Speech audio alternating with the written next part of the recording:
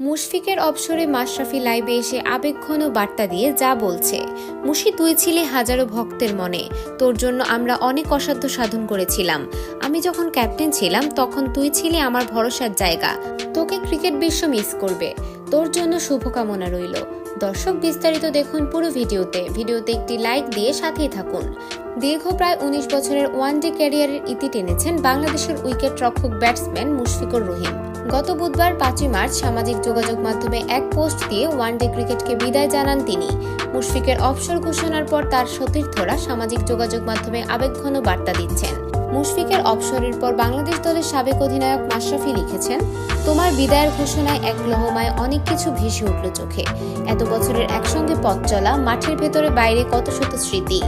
ওয়ানডেতে তোমার রেকর্ডই তোমার হয়ে সাক্ষ্য দেবে অনেক কিছু।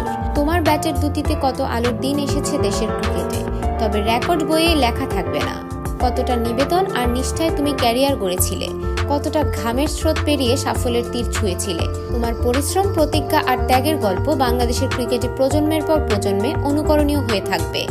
দর্শক, মুশফিকের এমন বিদায় আপনার কাছে কেমন মনে হলো? ভালো নাকি খারাপ? কমেন্ট করে জানিয়ে দিন।